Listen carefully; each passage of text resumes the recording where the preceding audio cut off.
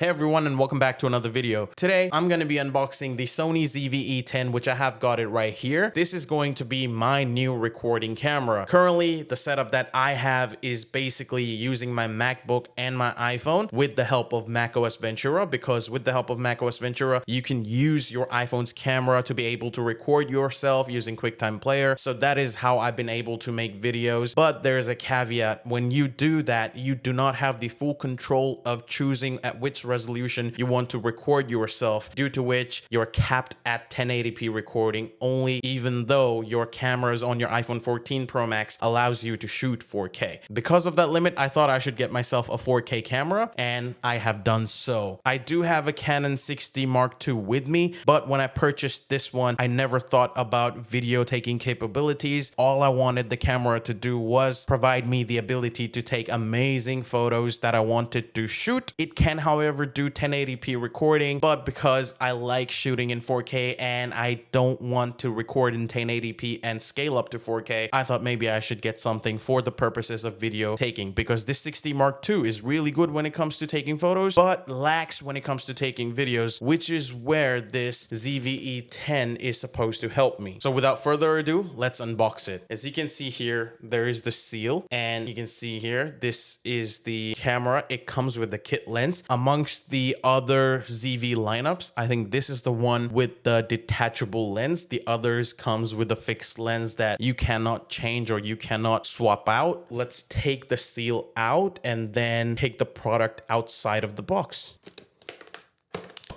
What you do get here is the Join ZV Nation, Sony's online community for content creators shooting on ZV series cameras. You also get a lot of paperwork, which is right here. If you are not comfortable or if you've never used the camera before, then I think reading these paperwork might help you. When you have opened pretty much everything, this is what you can see inside. Camera is right here, and you have the cables right here, which looks like this. So you do get this strap so that you could attach it to the camera to carry it around your shoulder or neck. You also have this USB-C to USB-A cable, and you also have this adapter kind of thing here where you have the USB-A point and then you have the other prong kind of point. So before I take the camera out, I wanted to show you all the different chargers that we have got. This is the Australian outlet.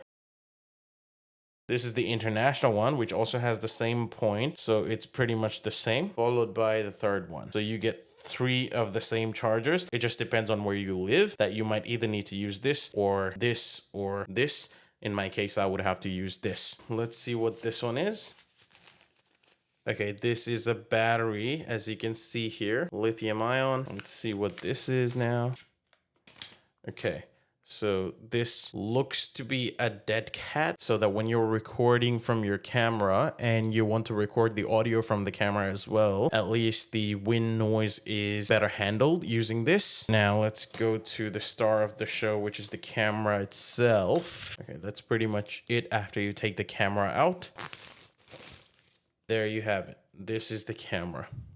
This is the Sony ZV-E10. As you can see, it says it on the back as well, ZV-E10 4K. You can see the top part. To turn on and off, you have this slider switch right here. This is to record. This button right here is to change your shooting mode, whether it's a photo mode or video mode. And then there is the S&Q. There is this quick zoom dial right here, which you can use when you're recording. And obviously you can shoot with this button right here. This is the custom button, and this probably will help you adjust your exposure. This right here is a kit lens. You can swap it out to any other Sony or any other supported lenses, because this does come out. It's not attached to the body. You also have like a mount here so that you could mount this camera on top of a tripod. You also have the battery. So the battery goes here, and you have this screen, which you basically can flip out and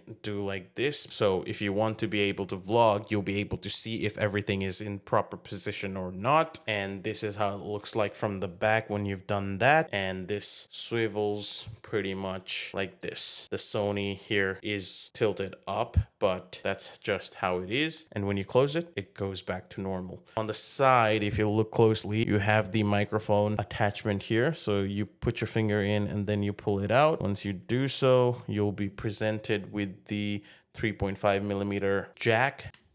And here, if you open it up, you can see there's a USB-C port and then an HDMI port, and you also have a 3.5 millimeter headphone jack. Obviously, this one is like a mini HDMI, and this one is the USB-C.